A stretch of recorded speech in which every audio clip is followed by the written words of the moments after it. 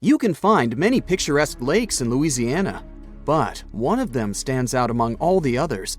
This deep lake is calm and beautiful, but its origin is closely connected with the story of a large-scale disaster that changed the entire ecosystem. A catastrophe that people managed to miraculously survive. And this disaster happened because of a mistake of just one person. To discover the incredible history of Lake Peigneur, let's move back in time to more than 40 years ago. So, it's 1980, early morning of November the 21st. Several workers start their shift. They continue searching for oil. A drill on an oil rig in the middle of the small Lake Peigneur is an important part of this process.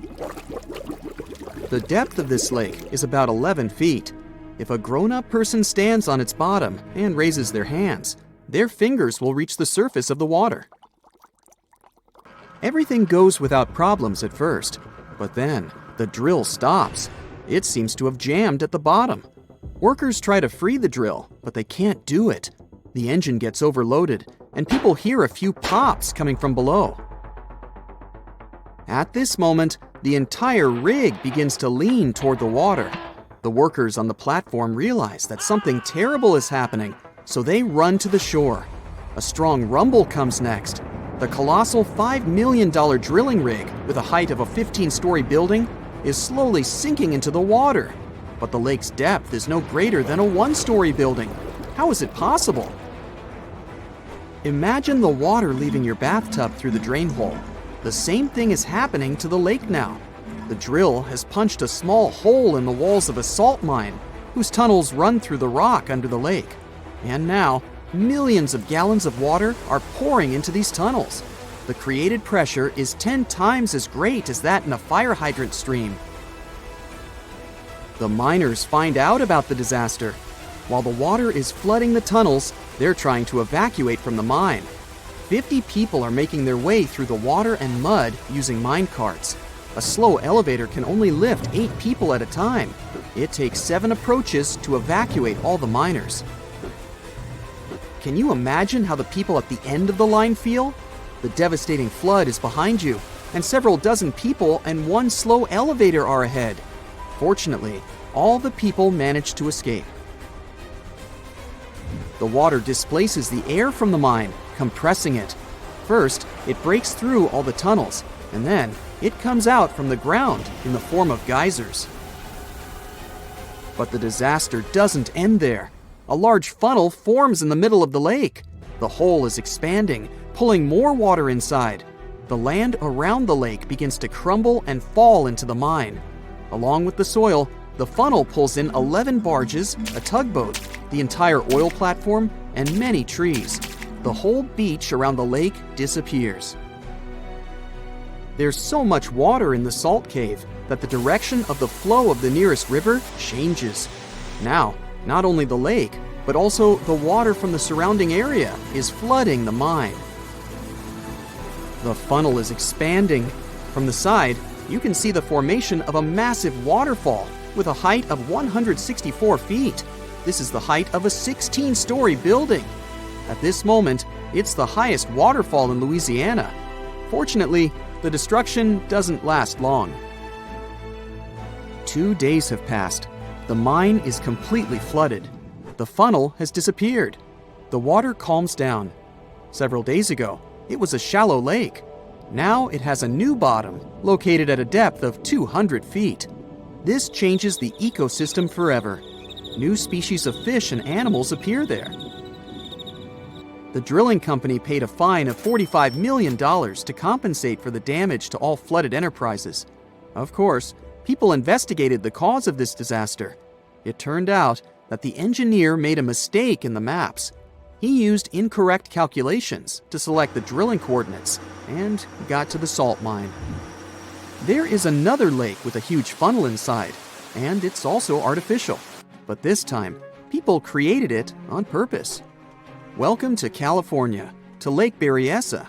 Previously, there was a small farming town of Monticello near the lake. In the last century, people built a dam here.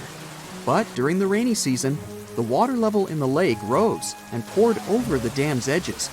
Water flooded the land and washed away roads. you need to make the dam even higher to solve the problem, right? This is quite logical, but the town's engineers thought of something better. They dug a hole near the lake and covered its insides with concrete. It looks like a wide circular tunnel leading into the ground. During the rainy season, the level of the water rises high enough to reach the pit, and millions of gallons of water pour into it. It resembles a giant drain hole in the bathroom. All the water entering the hole travels through a horizontal tunnel and gets into the nearest bay. This is an effective and practical invention and an excellent attraction for many tourists. Skateboarders also like to hang out here. When the water level is low, they gather at the bay, near the place where the water flows out. The round tunnel is an excellent playground for skateboarding. We're moving to the desert of Yemen. There, we're also looking for a hole, but without a lake this time. This hole, the size of a basketball court, is in the middle of the desert. Scientists still don't know what's at the bottom of the hole or what formed it. But the locals are sure this pit is a portal to the underground world where evil spirits live. Even if you don't believe in all this, the giant hole in Yemen can still scare you. Sometimes, strange, frightening sounds come from the depth of this black abyss. And there's always an unpleasant smell of rotten eggs wafting out of there. The hole is so dark, it absorbs sunlight. You won't see anything, even if you point a flashlight inside. People have studied this place with the help of powerful optical lenses and drones, but they couldn't see anything except the frightening darkness. From a distance, this place looks like a blob of black paint in the middle of a golden sandy canvas. Even now, the giant hole in Yemen is one of the most poorly studied and mysterious places on Earth. But recently, a group of brave people got down to its bottom. They found stalactites, snakes, and even waterfalls there. Scientists are trying to figure out how the hole appeared and how old it is. Some say that the hole was caused by construction works when geologists were drilling the soil in search of minerals. The drilling process made the surface of the ground collapse.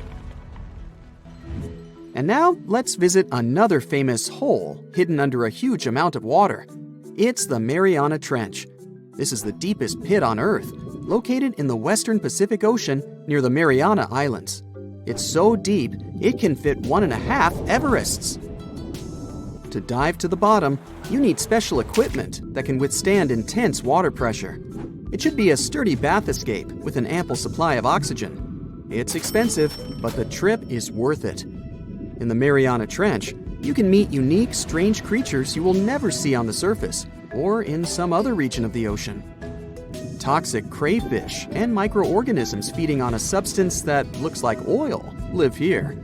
You can meet fish with transparent bodies and see their organs and skeleton. Creepy, toothy monsters similar to anglerfish can swim by. These creatures seem fragile and harmless. But look at yourself. You're inside a bath escape made of alloys of several metals. Water pressure can turn an ordinary car into flatbread here. And these fish with transparent bodies swim as if they're just hanging out in the pool. There's a lake in the heart of Asia that holds 1/5 of all the world's liquid freshwater. It's more than all the 5 Great Lakes have together. Even if all the rivers on our planet suddenly change their direction and set on a mission to drain this lake, it would take them a whole year to finish the job. I'm talking about the deepest lake in the world, Lake Baikal. If you decide to go all the way down to its deepest point, prepare for a journey of almost 5,400 feet. The descent takes several hours, but the rift floor of the lake is way deeper, between 5 to 7 miles beneath the surface. It means it could be even further down than the Challenger Deep, which is the deepest known place on Earth. The amount of water it has would be enough for everyone on Earth to have something to drink for up to 50 years. This mighty giant of a lake replenishes its water completely every 383 years. Baikal has a great delivery crew of over 300 rivers and streams, bringing their waters right in. And only one river flows out of Baikal, the Angara, which is headed straight for the Arctic Ocean. Baikal isn't only the deepest, but also the oldest existing freshwater lake in the world. It formed at least 25 million years ago. It all began when the Earth's crust decided to play Tetris and created the lake and the surrounding mountains. At some point, Baikal must have been just a humble riverbed, but then tremors and fractures shook the Earth, and the distance between the shores got bigger. Water levels rose thanks to the melting glaciers. Then, several lakes formed and later merged into one. Baikal is one of around 20 lakes in the world that are older than 1 million years. And since it wasn't disturbed by glacial periods, it's a perfect research ground for scientists. Its deep-drilled core sediments can tell a lot about the climate of our planet in different periods. Since Baikal is in a rift basin with 2,000 seismic tremors per year, the lake is deepening and still growing in size. Its shores drift apart at around the same rate as South America and Africa are moving away from each other, so it has all the potential to become an ocean. Another thing Baikal has in common with the oceans is that it has water rich in oxygen, even at its lowest depths. This is one of the reasons why the fauna of the lake is so incredibly rich. It's home to over 2,500 various animals and 1,000 plant varieties. Around half of them are unique and only exist in this area, like the endemic algae, the Baikal omul fish, and the Baikal oilfish. There are also some bears, elk, and lynx living on its shores. They must appreciate the fact that the temperatures around the lake are always higher than the rest of Siberia, thanks to its huge water mass. Most Baikal dwellers prefer to stick to the bottom of the lake, but there's one brave guy you'll meet if you decide to visit. Meet the Baikal seal, also known as Nerpa. It's the only true freshwater seal in the world. Nerpa's eyes are so cute it nearly landed the part of Puss in Boots in Shrek. Nerpa in Boots sounds good to me. These huge eyes are there to help them follow their favorite pelagic fish underwater. There are other seal kinds that can handle freshwater or use it to breathe, but these cuties spend their entire lives in it. But wait, how did seals, which are supposed to be oceanic creatures, end up in a lake miles and miles away from the sea? About 400,000 years ago, during the Pleistocene era, these adventurous creatures traveled up the river and drainage systems that connected Lake Baikal to the Arctic Ocean. The ringed seal that still lives in the Arctic is believed to be the Baikal seal's closest ancestor. Today, Baikal seals are confined to their freshwater home because of the changes in waterways. And they seem to be pretty happy with their home as they can choose from a huge variety of food to eat. The seals mostly hang out in the north and central areas of the lake, but move south in the winter. The lake gets covered with ice, which they use as a chill-out zone, just like their oceanic cousins use rocks or the beach. Since at least 1969, Lake Baikal has had some mysterious ice rings pop up randomly here and there. At some point, they got so big that the astronauts even spotted them from space. The rings usually appear in late April, but can be there in January or May. Scientists couldn't crack the code on how these rings form for a while. They had all sorts of theories, and the most popular involved methane gas bubbles from the lake's depths. But then, scientists noticed that some of the rings were in shallower waters, where gas emissions don't happen. So, an international team of scientists decided to solve the mystery. They traveled to Lake Baikal, drilled holes in the ice, and dropped sensors into the water.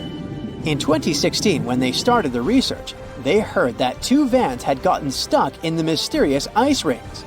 Once they had analyzed the data from the sensors, it turned out that the secret behind the rings was warm eddies flowing clockwise under its ice cover. The currents were less intense in the center of the eddies, so the ice above them was thicker at the edges. The waters of the lake are so clear that you can see some extremely deep parts up to over 130 feet down. This is thanks to the surrounding mountains that send off melting ice right in. Plankton that live in the lake also helps clean the floating debris. When this crystal clear water freezes, it forms an unusually thick and see-through layer of ice. The wind likes to play sculptor on Baikal and creates one-of-a-kind pieces of art here. It picks up water, which, of course, freezes into the most unusual designs. Frozen bubbles and icicles you've never seen before. The location and geography of the lakes and the cycles of melting and refreezing create the perfect conditions for this ice workshop. And you can even see rocks that seem to be floating. The bottom of the rock freezes to the surface of the ice. Then, the strong winds wear away the surroundings, leaving a perfect pedestal for the rock. If you think the floating rocks look eerie, how about Baikal's version of the Loch Ness Monster? The local Buryat people have a legend about the water dragon master that lives in the lake. A dragon is believed to be the most powerful creature living on Earth in Asian mythology. They believe there are 4 dragons living in the 4 seas, each responsible for one of the cardinal directions. Baikal is the North Sea in this story.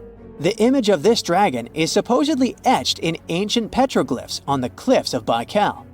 There's also a hefty stone slab that looks like a monument dated back to somewhere between the 3rd and the 9th century BCE, depicting a mysterious water monster. Imagine the stories this stone could tell, echoing the whispers of a bygone era and leaving us to unravel the enigma of the Baikal cliffs. The legend says that a local warrior was chasing the dragon. He finally reached the largest Baikal island of Alkan. He was ready to face and defeat the dragon, but the beast turned into a beautiful girl, and they got married. That's one unusual twist to a classic defeat the dragon and take the girl story. So, local legends describe that dragon as a giant sturgeon with an almost gator-like snout and armored body. In reality, the mythical monster must be one of the many huge fish living in the lake. They can afford to grow to several feet in length thanks to the high levels of oxygen in the water. Beluga sturgeon can weigh several thousands of pounds, lives up to 50 or 60 years, and never stops growing. Let's check out one interesting town surrounded by mountains and woods in upstate New York. This place sits right on a big lake, and the city is called Lake George. People like to come here to go fishing, boating, and take up other water activities. You can meet many fishers, athletes, and a screaming man standing by the shore. Lake George is one of the most popular places in the northern part. Wait a minute, what? A screaming man? What does it mean? Yeah, people come to the shore, look towards the lake and the mountains, and just scream loudly. It looks pretty weird from the outside. Here's a young guy screaming, then he leaves, and a girl stands in his place. She starts screaming too, and then she offers you to do the same. Okay, you come to the spot where she was standing, turn towards the water, and shout. Wow! The sound of your voice echoes back to you. You hear yourself as if the sound wave passed through a giant megaphone. Your scream sounds distorted. It's unbelievable. You get closer to the shore and start screaming again, but this time, the magic is gone. You hear your usual scream. You return to that point, and here's the sound of your cry rising to you again with an echo. But how does this happen? Look where you're standing, the girl tells you. You're standing on a round concrete platform with an engraved image of a compass. Right on the compass, you see a blue map of the lake. In the center of this pattern, 2 compass lines intersect and form the X symbol.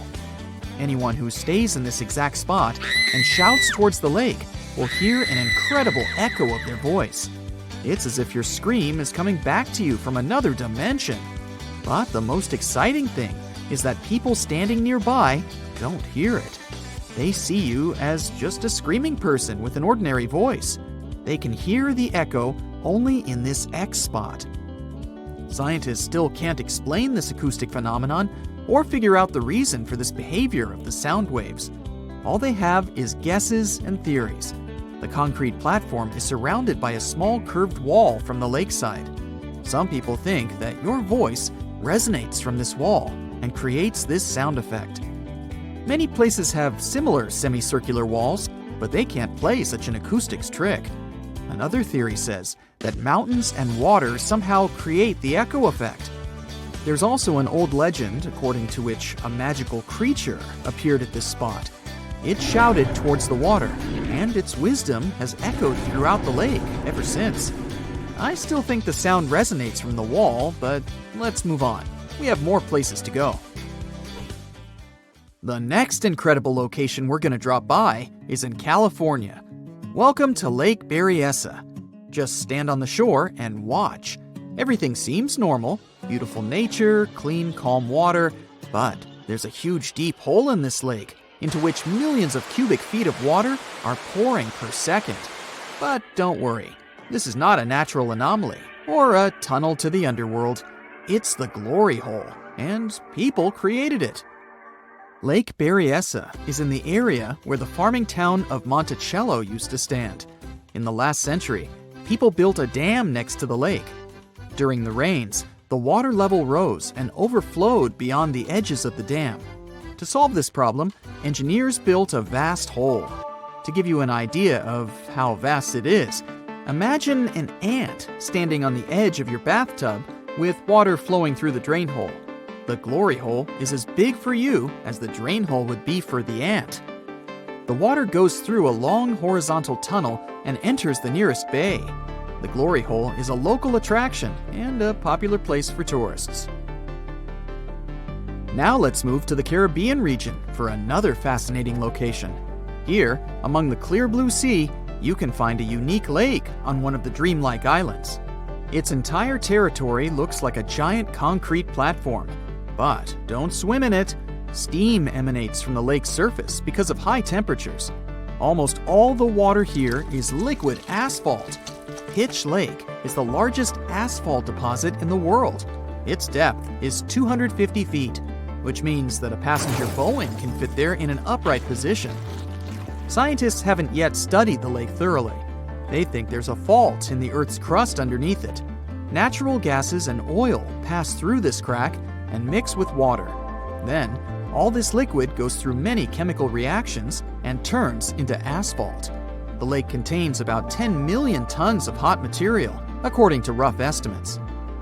Theoretically, no life can exist in such conditions, but scientists discovered a colony of microbes there.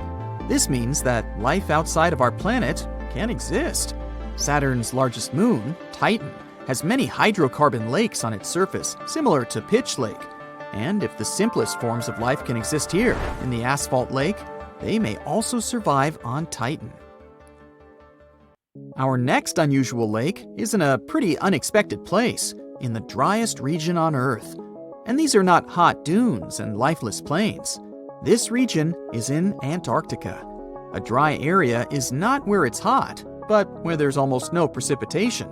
The desert is not heat and sand, but the absence of life.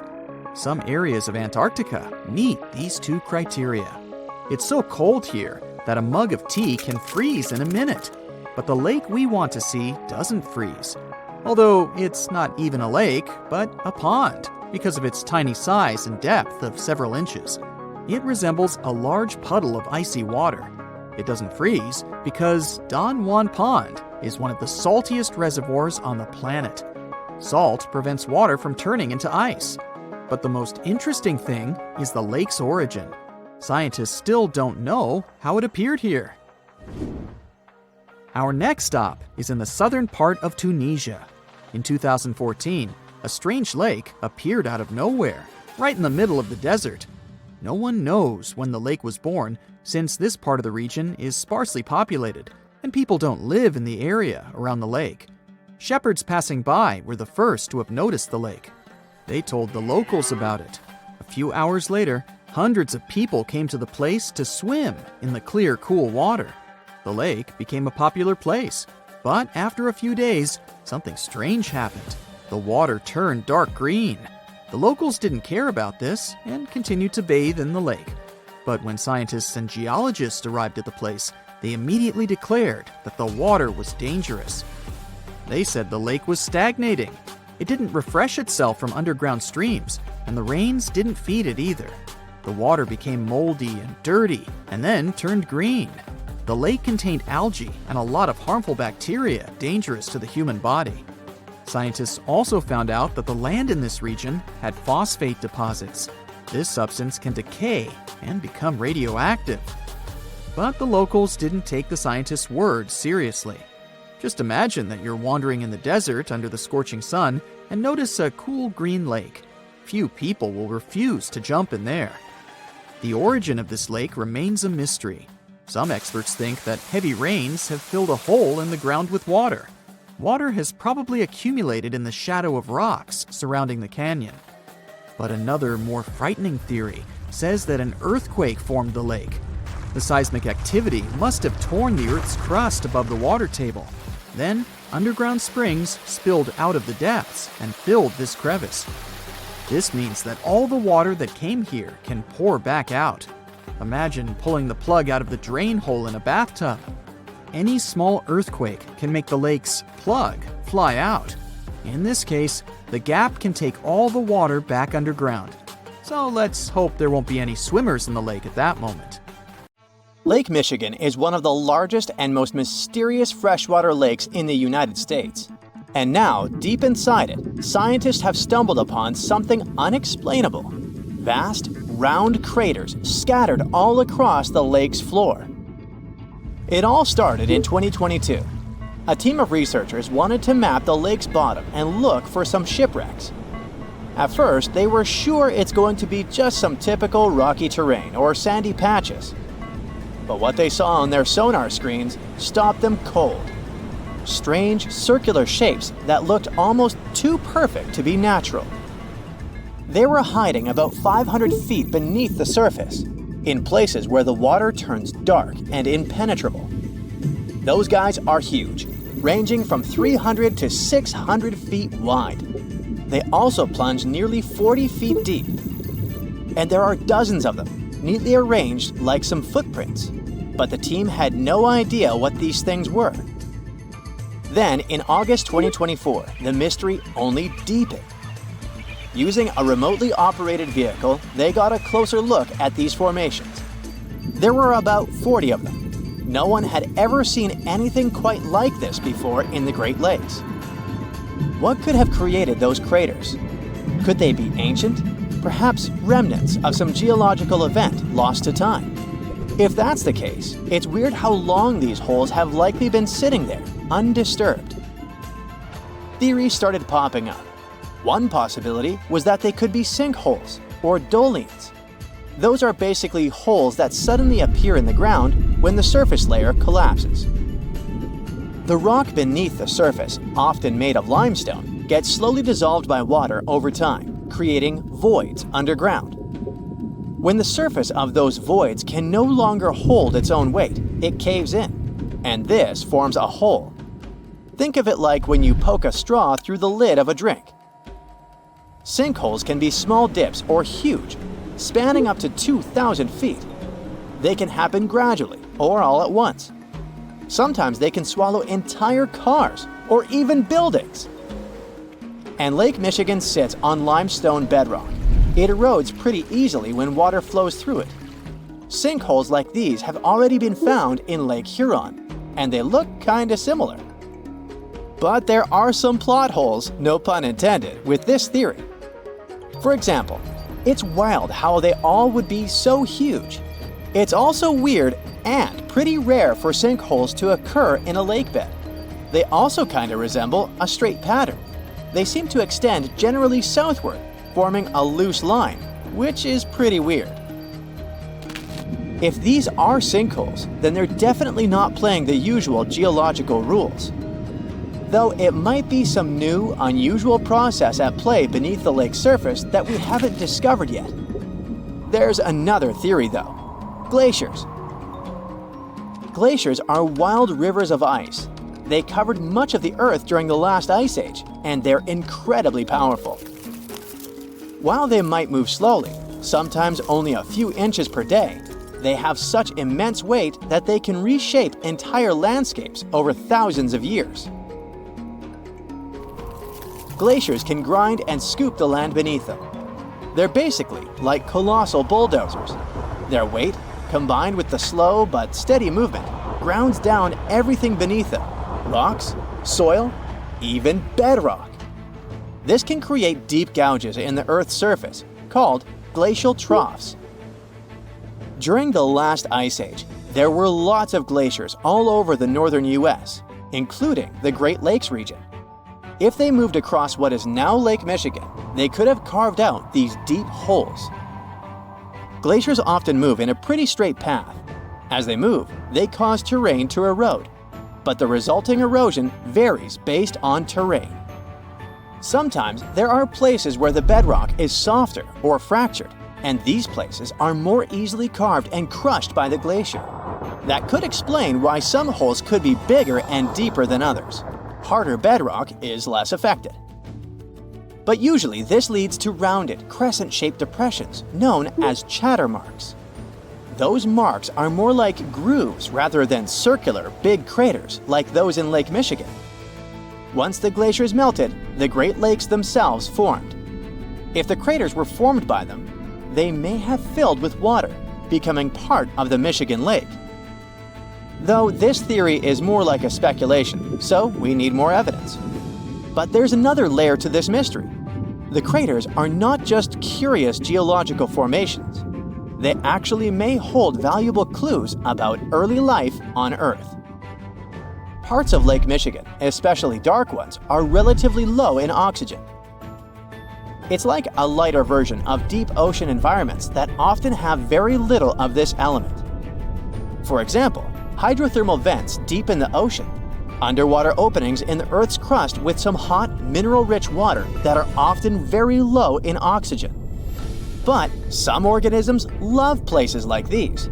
For example, opossum shrimp. Teeny tiny shrimp-like creatures that love cold, deep waters.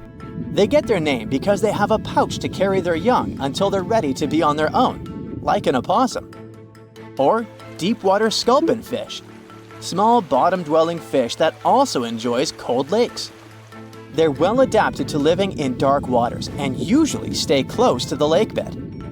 And weird organisms like invasive quagga mussels, which kinda look like shells. These are small freshwater mussels that have spread there to the Great Lakes. They attach themselves to hard surfaces and can cause problems for ecosystems by competing with native species for food and space. All these guys could be in Lake Michigan, and even more. There might be microbes or even bacteria that are specially adapted to these harsh conditions, just like it was in Lake Huron. There's only a handful of creatures that could survive deep within these craters, and studying them could give us insight into how life once flourished in Earth's ancient, oxygen-poor oceans. That's because it's in places similar to these, where some of the earliest life forms thrived. Early Earth had an atmosphere with little oxygen, although it was much more hot, and ancient microbes adapted to this. The Great Lakes, especially Lake Michigan, have always had a bit of a ghostly reputation. Like even this mission was organized to study the shipwrecks. There were about 6,000 of them in the Great Lakes. Many of these wrecks are still sitting on the lake beds, preserved by the cold, fresh waters. And shipwrecks aren't the only strange things tied to the Great Lakes. Over the years, there have been stories of unexplained disappearances. Boats and even planes have vanished without a trace. The lakes, often calm on the surface, can suddenly turn dangerous with unpredictable storms and massive waves, leading to these mysterious events. Not even mentioning all the creepy stuff people noticed there over the centuries, such as ghostly lights above water or bizarre weather patterns like eerie, sudden fogs that seem to appear out of nowhere. In 2007, they even discovered some prehistoric structure that looks like Stonehenge there. Well, it was way smaller, but still. It lay about 40 feet below the surface in the heart of Grand Traverse Bay, and it's speculated to be about 9,000 years old, way older than Stonehenge. Looks like this is a print of those who lived in the area thousands of years ago. These massive stones are arranged in a careful, winding pattern stretching over a mile. They range in size from basketballs to compact cars. But one, in particular, stands out. A boulder 3.5 to 4 feet tall, 5 feet wide. It's etched with the image of a mastodon, a creature that roamed the Earth about 11,000 years ago before it went extinct. It probably sank there during the end of the last ice age we mentioned. This period had reshaped the region. This place is underwater now, but back in the day, it was still dry land. So the stones were probably created by people who lived there, though we're not sure why. Were they used as hunting blinds? Or was it some sort of an ancient calendar? Who knows? Only about 15% of the Great Lakes floors have been explored. Now, scientists are gearing up for a deeper dive into this mystery, both literally and figuratively. They want to analyze the lake beds surrounding the craters, hoping that maybe something in the environment around them might have caused them to appear. They have initiatives like Lakebed 2030. These missions should map the entire underwater landscape. This would help us learn tons of interesting stuff about Lake Michigan and our planet's past. Who knows what other secrets these dark waters hide? The tranquil-looking Lake Manaun in Cameroon is one real trickster. At first, it may seem calm and peaceful, but this lake is like a fiery volcano waiting to erupt at any moment. And it doesn't even have the decency to give any warning signs. Its last outburst was way back in 1984, which caused a bang that left everyone in awe. It's like the lake's got a soda can mechanism down there, or in technical terms, it experiences a limnic eruption. This rare phenomenon happens when gas from deep under the water suddenly erupts. Certain things have to happen prior for it to occur though. There are some things you can look out for if you feel worried. For starters, if the vegetation around a lake looks a bit flattened, it might have previously experienced a limnic eruption. That's because the water can pop up with a lot of pressure and overflow. The water being a bit warmer all of a sudden can also mean you need to head to safety.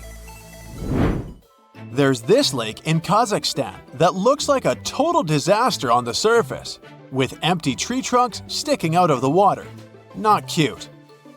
But if you're feeling daring and want to take a swim, you'll be transported to a whole new world. Its story goes back to the year 1911, when there was a landslide that filled the valley with rainwater, completely submerging a local forest.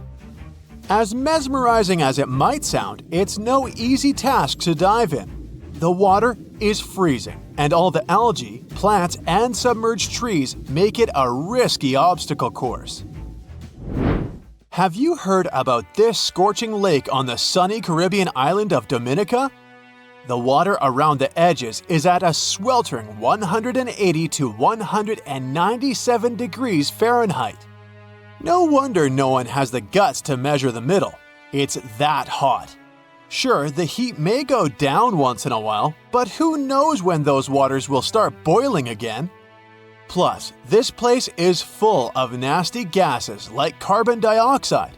Because of them, let's just say it doesn't exactly smell like roses. More like rotten eggs. So unless you want to end up looking like a boiled lobster, I suggest you stay away from these waters. If you're planning a trip to Tanzania, you might want to think twice before diving into Natron Lake. Sure, it's got a beautiful reddish hue, but that's thanks to some bacteria that call this lake home. And don't even get me started on the pH levels. They're so high they might even strip the color off your swimsuit. But hey, at least the flamingos like it there. Those acid-loving birds are living their best lives in a group with 2.5 million of their closest feathered friends. How come these birds manage to thrive there, you might wonder? Well, no predators means no stress, which equals easy breeding. They also love feasting on that fancy bacteria, which makes the water all pink. You may think that Belize's Great Blue Hole is just calling out to you with its stunning blue hues and close proximity to land. But hold your flippers, because there's a catch. Sure, it's about 900 feet across and 300 feet deep, but lurking beneath the surface is a confusing patterns of tunnels filled with coral and wildlife. It's like finding your way through a maze at a theme park, but with more fish. And as if that wasn't tricky enough, the deeper you go, the fewer creatures you'll encounter. Why, you ask? Well, it turns out that there's a sneaky layer of hydrogen sulfide that covers the entire width of the hole, depriving any living creature of oxygen. Plan on heading to the Devil's Kettle waterfall in Minnesota? This one won't necessarily be dangerous for you, but you might end up losing some of your stuff out there if you don't pay attention. That's because this waterfall experiences a phenomenon that's a real head-scratcher for geologists. One part of the waterfall flows normally, while the other part disappears into a big ol' hole.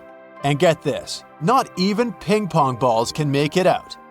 Scientists decided to investigate, and they went all out, even using GPS trackers. Initially, they couldn't figure it out until they realized that the hole acts like a giant blender. That water is getting spun around so hard, it's basically obliterating everything in its path. They finally measured the water volume and saw that it was still there, so it was supposed to come back out somewhere. The most likely explanation is that the water is probably re-emerging in the stream located beneath the waterfall. You've surely heard of the Bermuda Triangle. I mean, that's old news. But let me tell you about the Pacific's very own watery trap called the Devil's Sea. It's like a game of hide and seek, but with ships. They disappear and we can never find them again. The Kayo Maru No. 5 was on a mission to investigate a volcanic island, but the trip ended up being just one way. Add a dash of detective work to the subject and you'll find out the whole story about the Devil's Sea is more myth and less fact. But it doesn't make it any less interesting. If you're still interested in some mysterious ship disappearance, then Lake Superior is the place you'll want to read about. Even the most skilled scuba divers can't find a single piece of all those lost vessels. The main character of this lake story was a ship called the SS Edmund Fitzgerald, the biggest one to sink in the Great Lakes. To this day, people aren't sure why it sank. So, you're planning a little swim in one of the Great Lakes, huh? Well, might want to steer clear of Lake Michigan, unless you're really into extreme water sports. This bad boy has a reputation for being the most dangerous of the bunch, thanks to some sneaky undercurrents that like to snatch unsuspecting swimmers. Make sure to watch out for those pesky piers and docks that only add to the lake's swimming difficulty. If you're feeling adventurous, you might want to skip the months of October or November. This is when the temperatures start to drop and the currents get extra wild.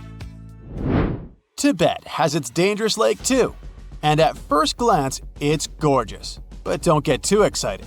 It's got a salt content so high that nothing can survive in it. Some villagers around there actually consider it to be tainted with some sort of substance. The cherry on top? Other locals believe there's a selfish creature living in the lake who's hogging up all the space for itself. No wonder its nickname is Darkness. No list of dangerous waters is complete without Lake Victoria, the big kahuna of African lakes and the third biggest in the whole wide world. But beware, not all its waters are safe for us humans. Some regions can be real troublemakers because this lake has its own personal climate. And what does that mean? Mostly that you can't trust the weather here one bit.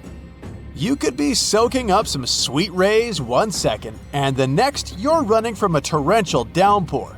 Unless you want to be caught swimming in a storm, steer clear of this moody lake. You might have already seen pictures of Lake Hillier. It's like a giant pool of grapefruit juice in Australia. Scientists have been scratching their heads over it for centuries because they still can't figure out with certainty why it's pink. But here's the kicker, it's not the only one. Yep, there's another pink lake out there called Lake Retba. Both of these lakes have super high salt content, which is apparently a magnet for some fancy microorganisms. These little guys produce beta-carotene, you know, the substance that's in carrots, and that's what gives these lakes their groovy colors. Interested in swimming in this lake? It's not technically dangerous because the water has such high amounts of salt in it. There are no scary sea creatures to worry about. But, on the other hand, you'll need to make sure you don't accidentally take a sip. Drinking highly salted water will make you dehydrate faster than a plant in the desert. Boom! This word isn't nearly enough to illustrate the explosion, the most powerful one you've ever seen. And what's most important, it's a lake that's just blown up. Hey, all you wanted to do is light up some fireworks in this picturesque place. But you must have totally missed the danger strictly no fire warning sign along the way. And now, the wall of fuming water is quickly closing in on you. But first, let's rewind to the beginning of the whole thing. You're in Alberta, Canada, and have just arrived to Abraham Lake for a hike of your life. The lake is frozen, and the view is awesome. Those bubbles under the ice look like hundreds of frozen jellyfish. In reality, they're made of methane, a toxic and highly flammable gas produced by bacteria living on the bottom of the lake. That's why the sign is there. If you so much as light a match on this ice, it might set the whole thing on fire. Luckily, you've taken note of it on the way here and put away the fireworks you wanted to light up. Another place, another time. Another lake. This one's not frozen. In fact, it probably hasn't seen a winter since the last ice age. We're in Cameroon now, and the place is called Lake Nyos. It looks peaceful, but make no mistake, its orange-brown waters hide a deadly secret. The lake rests atop a highly volatile area, and the fissures in its bottom let out massive amounts of carbon dioxide. When the ground shifts, this gas spills out of the lake and flows miles around it. The concentrations are so high that one breath of it would make you faint, and you'd have zero chance of waking up. You get the picture. But the most sinister thing about it is that the CO2 doesn't have a smell or color, so you wouldn't even see it coming. Local authorities have set up a system of pipes that drains the gas from the lake, making it relatively safe for people and animals in the vicinity. And another toxic lake, Kivu, on the border of Congo and Rwanda, has even been made to provide energy for millions of people thanks to its gases. While we're in Africa, the Danakil Depression in Ethiopia is also worth a blood-curdling visit. Dubbed the hottest place on Earth, it sure lives up to its name. The ravine is peppered with extremely hot springs, toxic acid ponds, and active volcanoes. The landscape is surreal, to say the least, and is probably the only inhabited place on Earth where no life can exist. The Afar people live here all year round and gather salt around the springs for trade, while scientists couldn't find any evidence of microbial life in those. Humans are notorious for settling in places most would gladly avoid. Take Mount Tambora in Indonesia. Thousands of people have been living on and around its slopes for centuries until the fateful day in 1815. Tambora is a volcano, and that year it decided to erupt, resulting in a blast that obliterated everything on the island and was heard almost 1,000 miles away. It spewed out so much volcanic ash that it fell in sheets on the surrounding isles and caused a year without a summer in the whole northern hemisphere. It was the most powerful eruption in the last 10,000 years, and Mount Tambora became as much as 5,000 feet lower after it. But back to our time. There's an island you won't be allowed to visit, but I bet you wouldn't want to anyway. The Snake Island in Brazil is home to thousands of snakes, as its name implies. The moment you step on its soil, you're in grave danger of being bitten by a viper. The island is also the only place you can meet a golden lancehead viper, the encounter of a lifetime, literally. This place is so dangerous that Brazil has banned tourists and any other visitors from it unconditionally. Okay, gotta go. Now, get your warmest clothes on and don't forget a fur face mask. We're going to Omayak in Russia. It's a small town in the far north that's often called the coldest place on the planet where people still live. The only place with a lower average temperature is Antarctica, and that's saying something. In the winter, If you so much as forget to put on a sweater, another sweater, and a fur coat, you'll get frozen to the bone in mere seconds. Temperatures here drop to the chilling minus 96 degrees Fahrenheit. Fresh fruit turns to chunks of ice in minutes and becomes so hard you could drive nails into wood with an apple here. Now, before you freeze in place, let's go somewhere no boat will take you. The Skeleton Coast in Namibia. No, really, you can only drive or fly in here because boats and ships won't go near the place. The waters are treacherous, sudden gales toss vessels around, and sharp rocks hiding underwater are all too happy to ram into their hulls. The coast itself stretches for hundreds of miles and is divided into southern and northern parts. Visitors on all-terrain vehicles are allowed freely into the southern part, but only about 800 people a year can get to the northern one, and only with guided tours. People are known to have been lost in this desert forever, and it's a daunting place to go. It got its name from numerous animal carcasses found here. Still, about 50,000 indigenous people managed to survive in this place, along with adapted animals, lizards, hyenas, and even elephants. Now, you'd expect a living destruction machine anywhere but the heart of Europe. Naples, one of the most famous cities in Italy, is built on top of an active supervolcano. In 2018, scientists noticed this monster of a mountain was building up magma in its depths. They say it isn't likely to erupt in the near future, but there's a smaller yet no less dangerous volcano just a few miles off, the infamous Vesuvius. You might remember it for the immolation of the Roman city of Pompeii about 2,000 years ago. You might, but I wasn't around then. This one has been active for a long while, and both citizens and guests of Naples put their lives at stake every single day they spend in town. But hey, while you're there, try the pizza. Northeast of France is also an unwelcoming place. A chain of areas has been dubbed Zone Rouge, or Red Zone, and declared off-limits since the 1920s. If, by some wild chance, you find yourself in one of these places, you'll only see wilted plants and scorched earth, so much in contrast with the lush landscapes of the rest of the country. The soil and air is so polluted here that people are prohibited to enter for fear of choking. And in any case, nothing can live in the red zone at the time. There's an inhabited island in Japan that was once closed for air travel for 8 years. Miyagi-jima is basically a volcano on whose slopes people live. It has been erupting roughly every 20 years, and the latest eruption was in 2000. The volcano doesn't normally spill lava, but instead it throws out enormous clouds of toxic sulfuric gases. Hey, don't forget your mask. Speaking of which, at the peak of its activity, residents of the island had to wear gas masks at all times, and even years after the eruption, they took those masks with them just in case. Hey, I can relate. Not far from where we've just been, in Kamchatka region of Russia, there's an incredibly beautiful valley in which you don't want to stay for too long.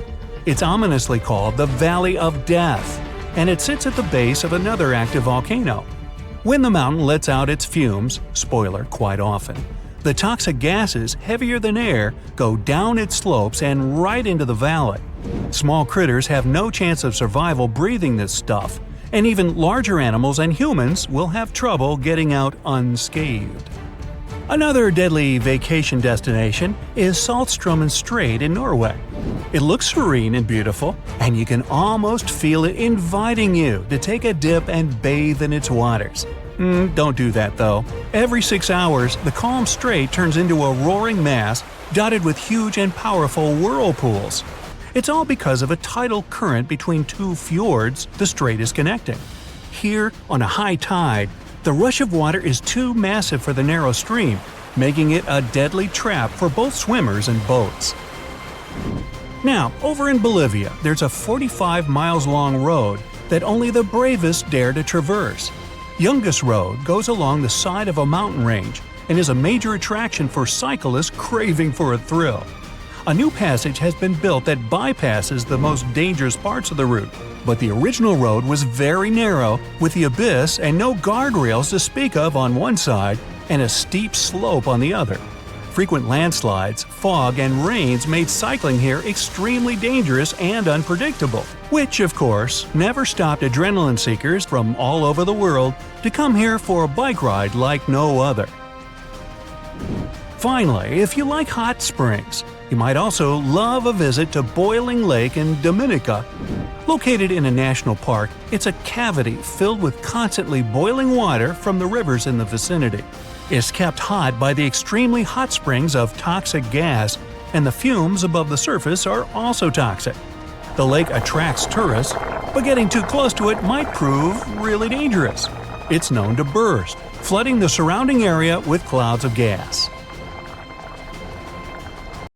A strange lake appeared in India 52,000 years ago. It was formed here literally out of nowhere. I recall it was a Wednesday. Anyway, for tens of thousands of years, people came up with various scary stories about the lake. Some locals believe this place was cursed. Others think that the lake's bottom hides the gateway to the underworld. But those are all legends. The real reason for the appearance of this Lonar Lake is even more surprising.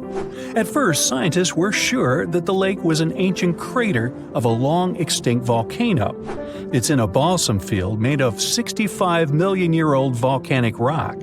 But then, geologists conducted a detailed analysis of the soil and water and found that Lonar Lake had a space origin. Geologists found a unique glass inside the lake that forms only with a strong impact and energy release. 52,000 years ago, a huge meteorite weighing 2 million tons fell into this place. It was almost 6 times heavier than the Empire State Building. The striking power was so high that the volcanic rock melted and turned into glass. Perhaps the bottom of this lake still contains particles of this giant meteorite that flew to us from the distant space depths. Okay, we have a lake created by a space object more than 50,000 years ago.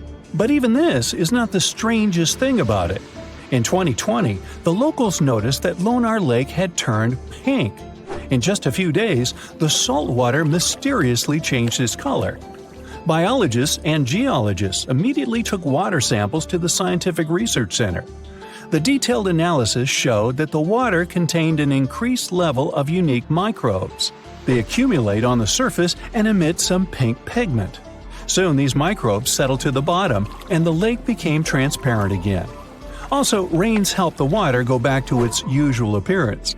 These microbes color the lake and make the pink plumage of flamingos even brighter. The birds get food from the Lonar Lake and absorb these pink bacteria.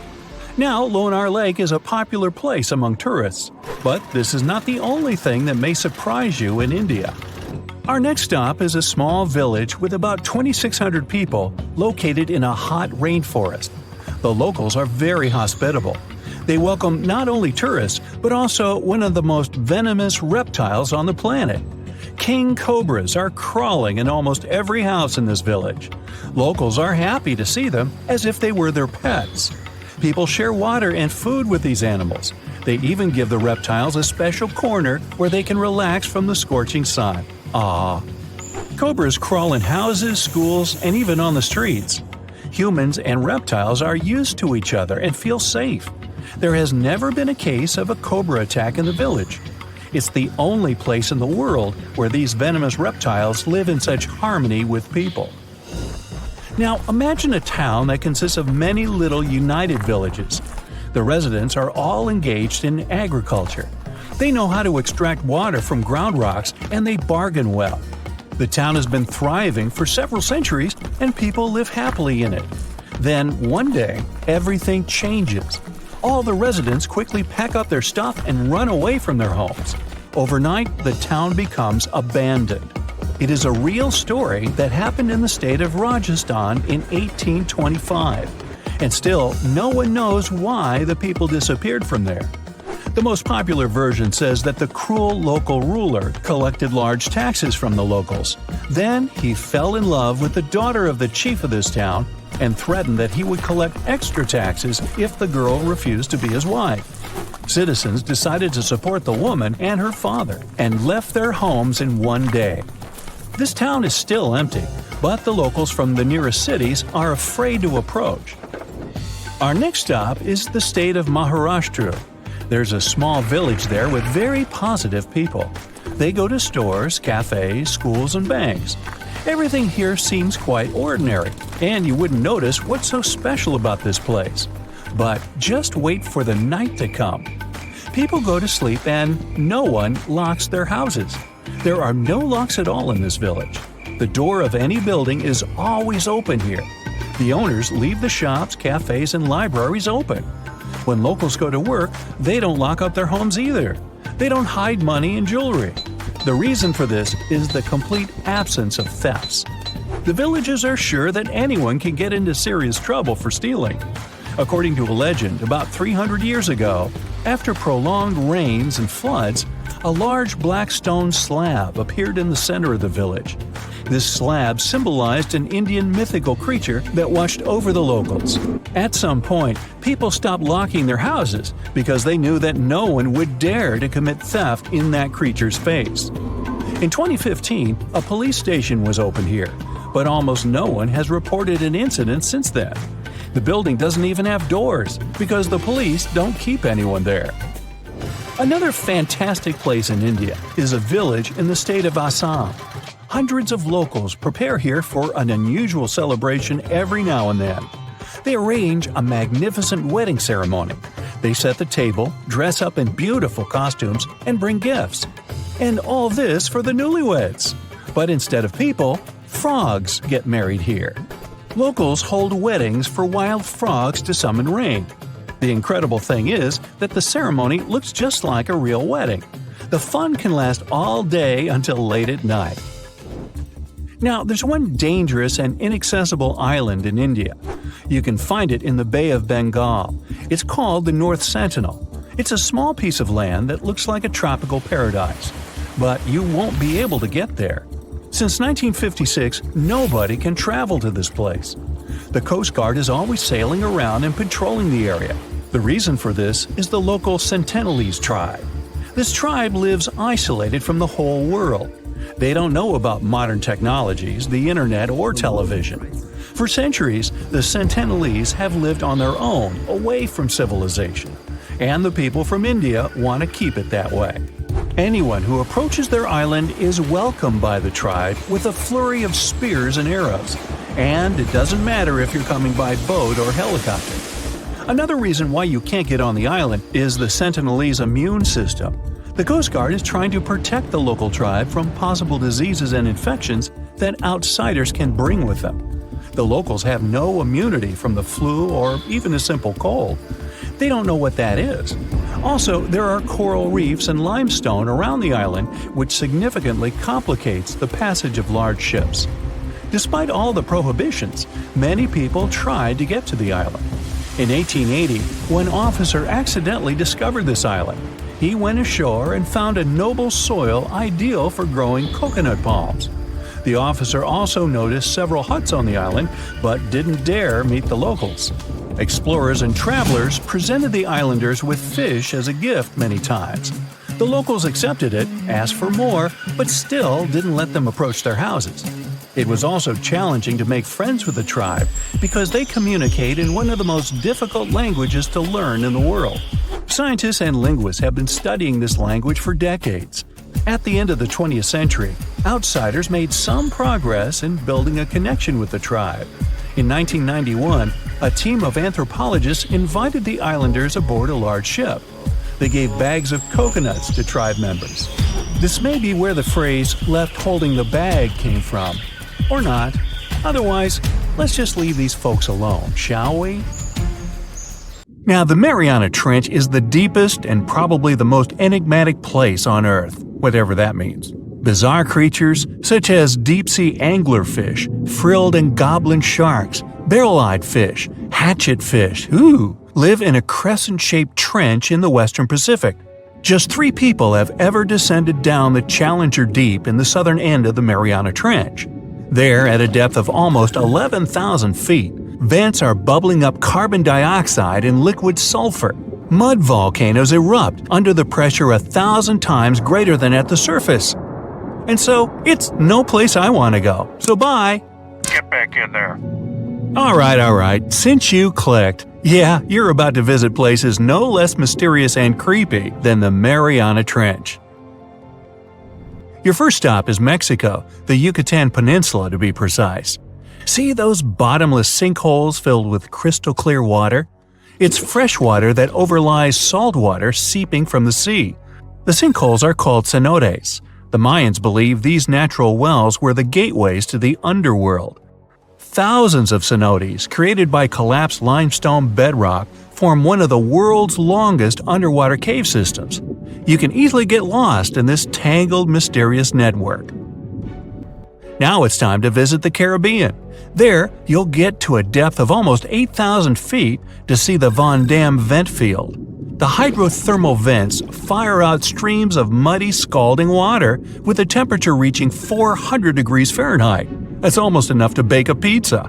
These mounds are made of talc, a substance you can find in baby powder. The Van Dam vent field is an oasis for odd species. One of those is kind of a creepy shrimp without eyes. Instead, they're equipped with patches of light-sensitive cells on their backs.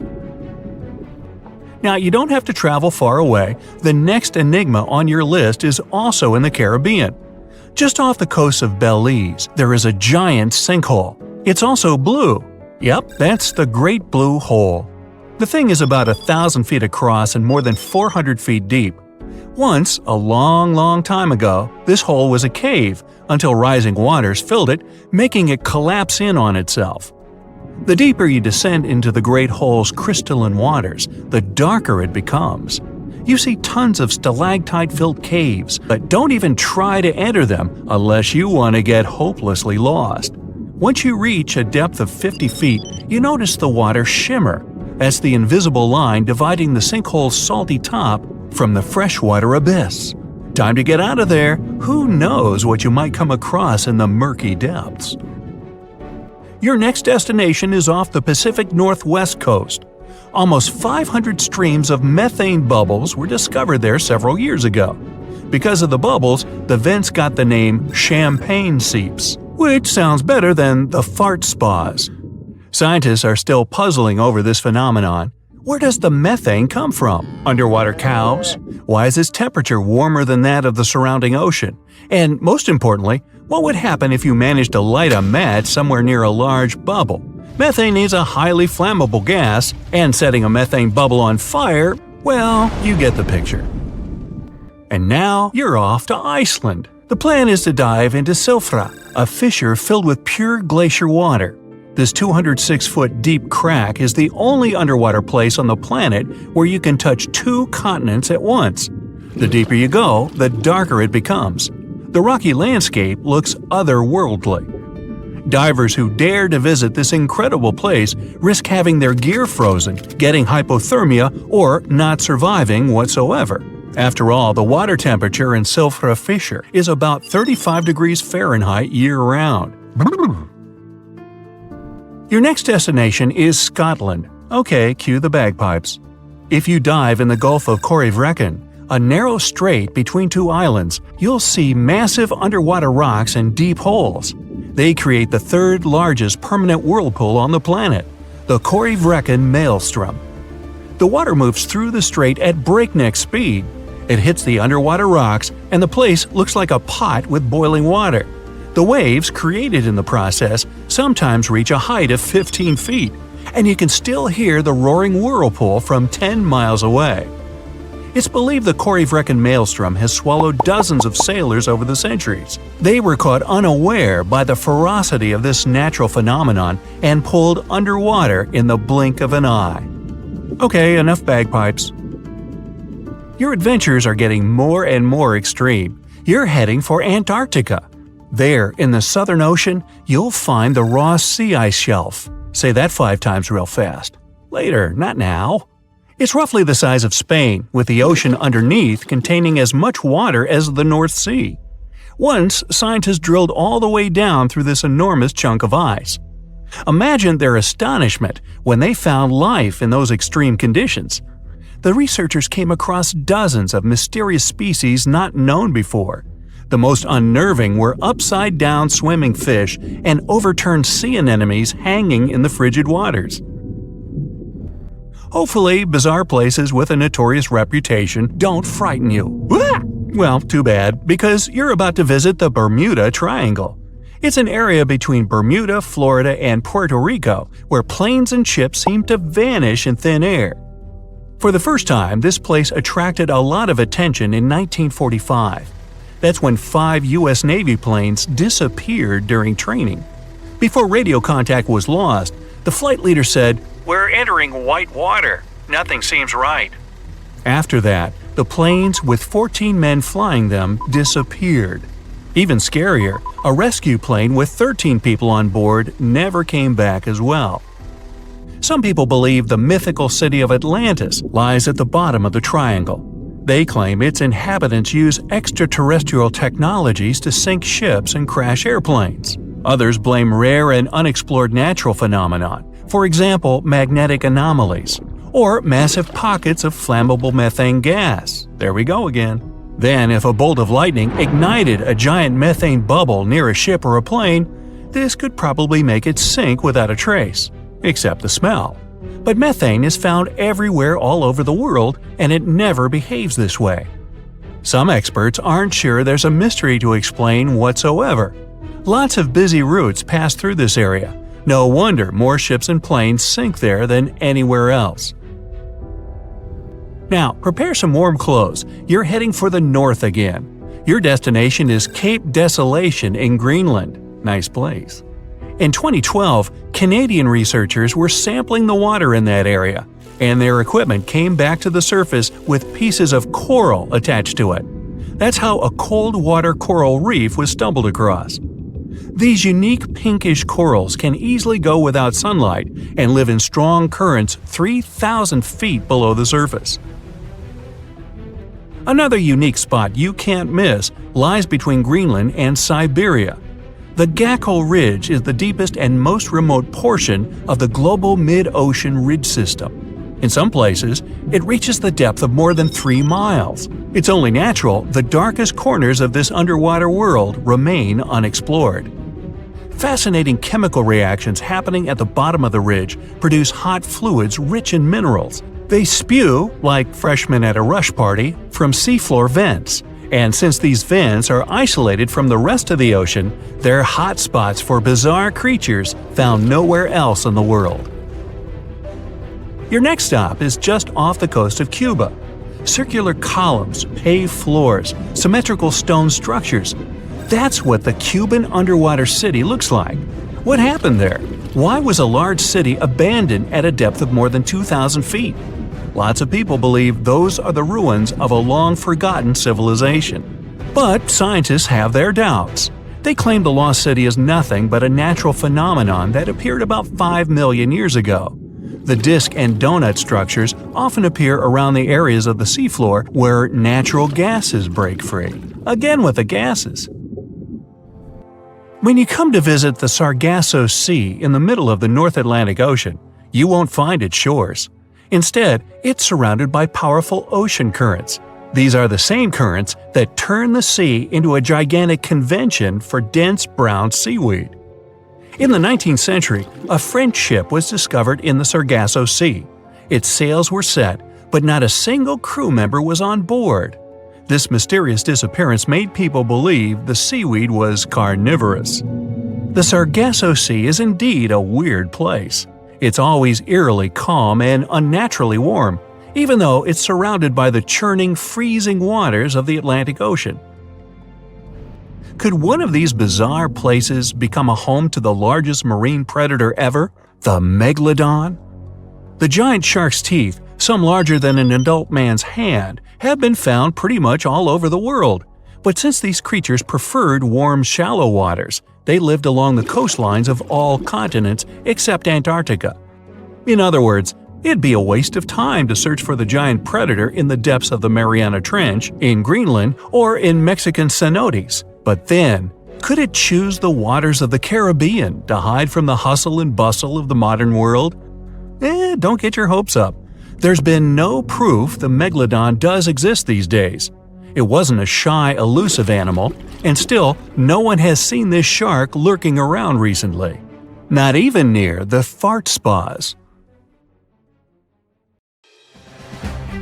Hey now, get ready to dive into the Sea of Mysteries, also known as the Black Sea.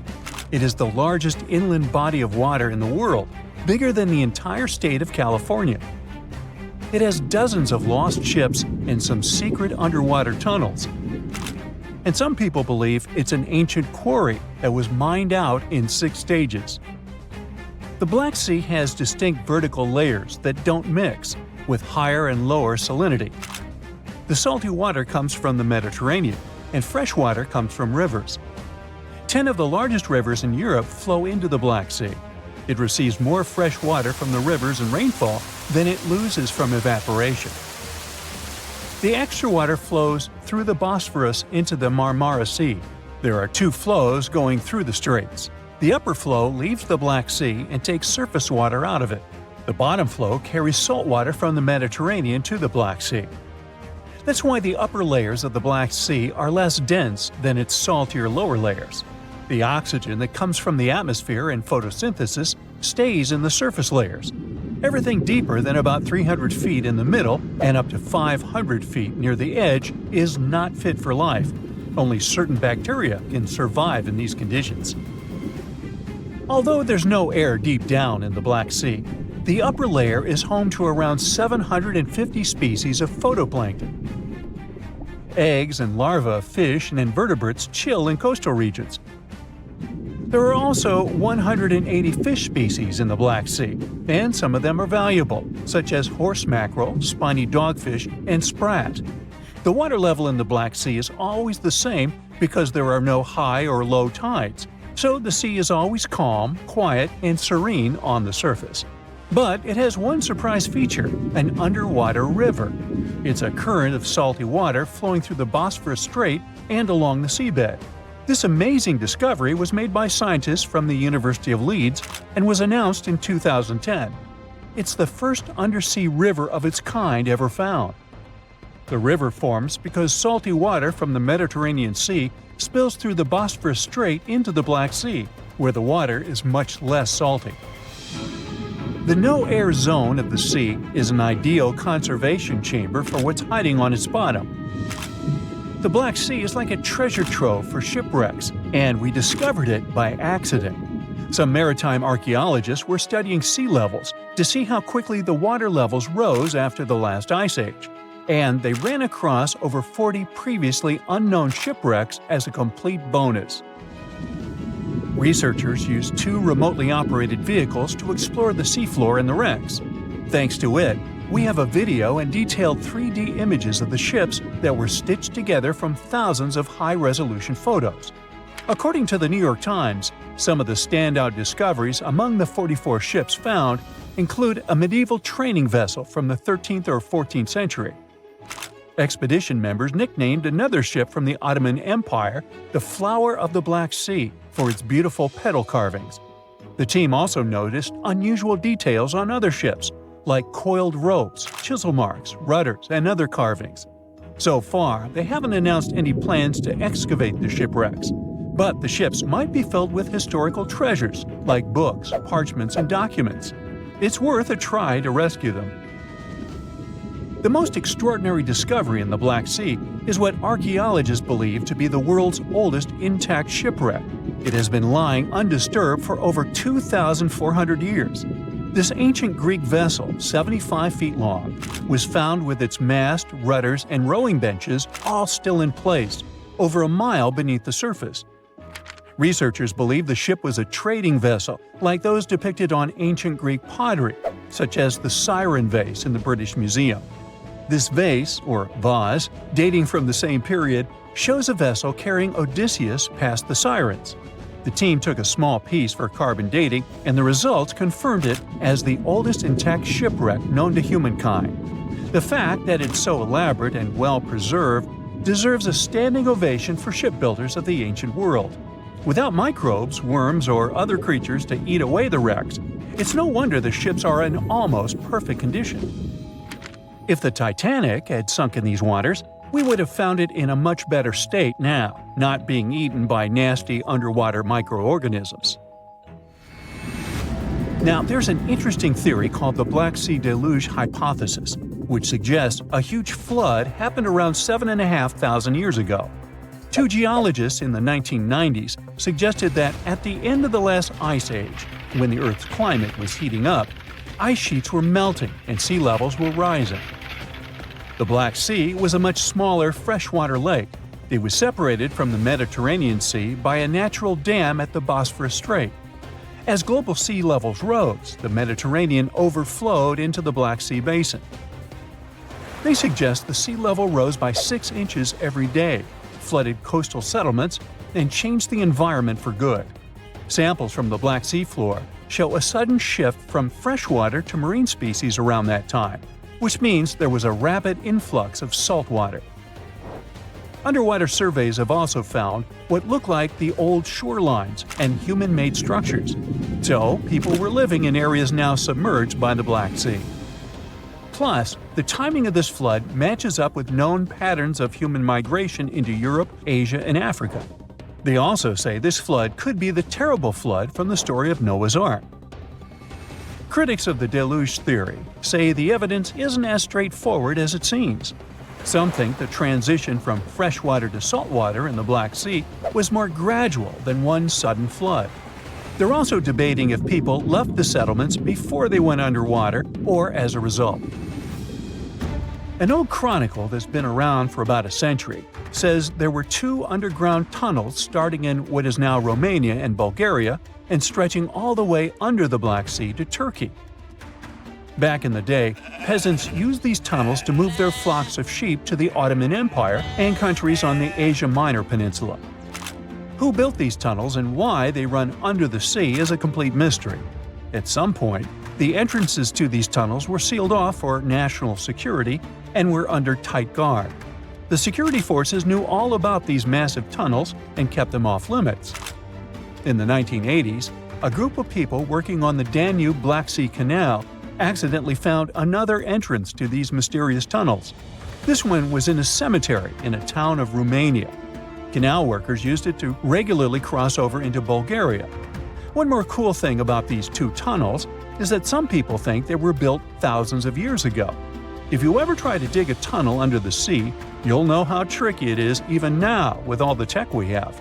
So if the tunnels are really that old, whoever built them was super advanced for their time.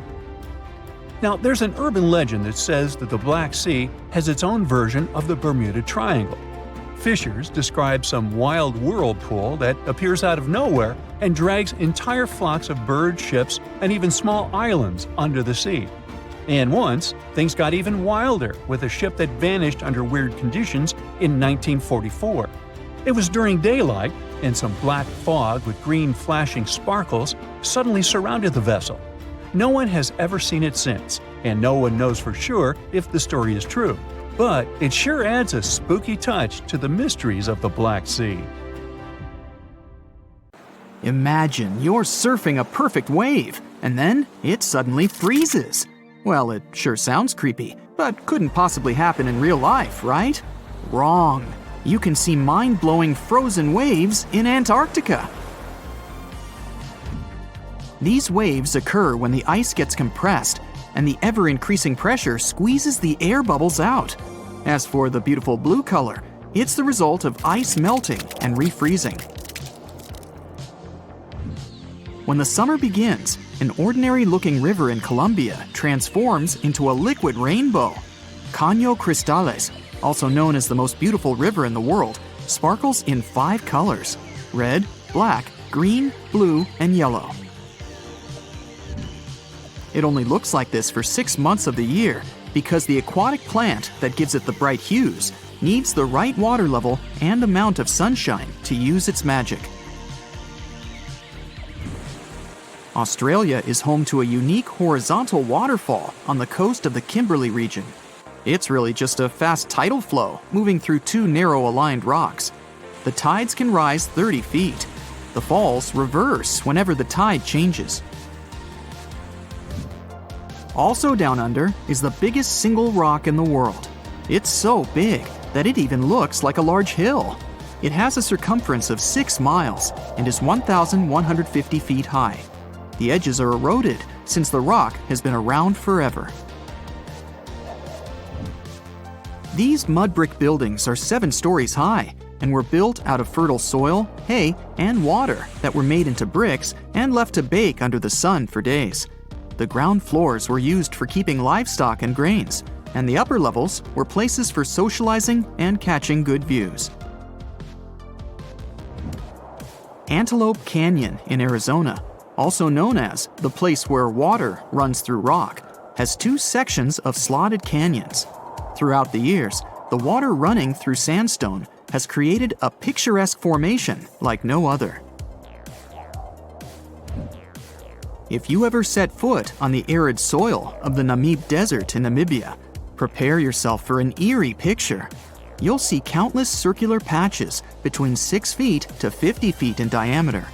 Organized in a honeycomb-like pattern, they stretch across 1,500 miles toward the horizon. These patches are also known as fairy circles, and you might be disappointed by the explanation of this mystery. No one knows for sure the origin of these circles, even though there are numerous theories, from the radioactivity of the soil to the activity of sand termites. Mount Haleakala in Hawaii is one of the quietest places in the world. National park managers nearly failed to find any sounds to measure here. The place translates from Hawaiian as House of the Sun. It formed thanks to a volcano that got active 1 million years ago. The lava flows built up over the years and grew into a mountain. It has its own climate and weather that's impossible to predict. It takes almost a week by ship from South Africa to travel to the world's most isolated settlement of Edinburgh of the Seven Seas. You'd need special permission from the local government to visit as a tourist. About 300 locals all treat each other as family, grow their own food, and keep their island impeccably clean. Daintree Forest in Australia is the oldest rainforest in the world. It has been around for over 100 million years. Daintree is home to some unique animal species, 12,000 different types of insects, and about half of Australia's frog, butterfly, and bat population. The rainforest also has around 3,000 types of plant species. Rocks that travel are called sailing stones because they seem to move across the dry lake bed of Racetrack Playa in Death Valley National Park, California. As the rocks move, they leave behind a creepy trail that used to have scientists baffled. After all, some of the boulders weigh more than 660 pounds. On top of that, some of the trails are curved, while others are mostly straight, with unexpected turns to the right or the left. But eventually, NASA experts cracked the mystery in 2006. It turns out that in winter, the lake fills with water, covering the boulders at the bottom in ice. And since ice is pretty buoyant, underwater movements and winds make the stones move across the lake bed. In their wake, they leave bizarre tracks, only seen when the water evaporates in the summer. Lake Maracaibo in Venezuela is often called the lightning capital of the world. Thunderstorms arise here 300 days of the year, with a peak in September. Sometimes there are up to 200 flashes in a minute. It happens because cool air coming from the surrounding Andes meets with warm air from the Caribbean Sea and generates electricity. Some places on Earth have less gravity than others. Canada's Hudson Bay, for example, used to be covered by a super thick and heavy glacier during the last ice age. The ice had pushed tons of rock mass outward when it started to melt. The smaller the mass of an object, the less gravity it has. It'll take another 5,000 years for the Earth to get into its original shape in this spot. Until then, you'll always weigh less here than anywhere else in the world. Five Flower Lake in China's Zhoujiago Valley changes its color from amber yellow to emerald green, dark jade to light turquoise, and sometimes coral. It never freezes thanks to underwater hot springs and never melts or dries up, unlike other neighboring lakes. The locals believe it's made up of pieces of a mirror that fell down from the sky. The surrounding valley has some narrow conic karst landforms, spectacular waterfalls, around 140 bird species, and giant panda, along with other endangered plant and animal species. Cape Denison in the Commonwealth Bay in Antarctica is the windiest place on the planet. It has unusual downslope winds. They are formed because of the continent's dome shape and the always cold climate. These winds are so fast and strong, they ruin the measuring instruments and the masts they are attached to. The record speed so far was 200 miles per hour. The Sahara Desert, which takes up 10% of the African continent, is extremely hot and dry. That's why it's one of the top places with the clearest skies. There's hardly ever a cloud above it. This, plus the remoteness from any civilization, makes it one of the best spots for stargazing. In Denmark, people experience blackout-type effects on a pretty regular basis. Just look how weird it is. But it gets even more bizarre when you find out that birds are the cause of this unusual phenomenon. Every spring and fall, millions of starlings begin their annual migration from Sweden, Finland, and Norway toward Britain, Belgium, and France. Denmark is the lucky place where you can observe sort sol, the Danish name for black sun. The birds travel in large flocks, which makes it easier to exchange information and stay warm. Before the birds land, they perform movements that look like dancing, but in fact, they are making different formations in an attempt to shoo predators away. And although the birds fly in highly synchronized patterns, people think that the huge flock changes its shape chaotically. The dark sun lasts only 20 minutes during sunset, and you have to be either fast or lucky to see this phenomenon.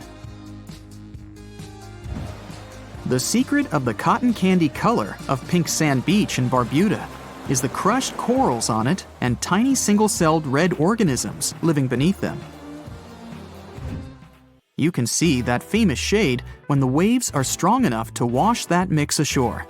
The secret of impeccable cleanliness of this place is that it has no public facilities and is less crowded than other Caribbean islands. It took thousands of years to form Piccaninny Ponds in Australia. This whole time, underground freshwater was slowly moving to the surface through limestone. It formed a large underwater cavern with white limestone walls. You'd need a special permit to dive here, and it's definitely worth it. Batara Gorge Waterfall has 3 natural bridges for anyone to walk across, take awesome pictures, and even have picnics. The waterfall is a result of limestone erosion that's been going on for millions of years, even though it looks like someone punched a hole right in the middle. It's located in the village of Tanarine, which is just 2 hours away from the capital Beirut.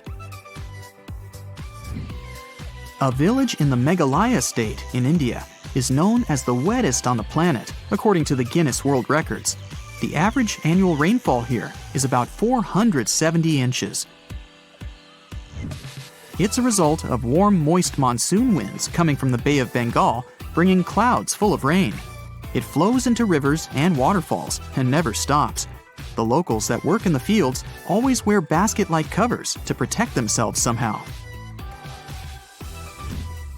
The village of Leknes, with a population of about 3,500, is located in Norway, above the Arctic Circle. It has an unusually warm climate compared to other places in the same latitude. In January, the average minimum is 32 degrees Fahrenheit and rarely drops below 30 degrees Fahrenheit. July average temperature is 53 degrees Fahrenheit. That's pretty regular for many places in Europe.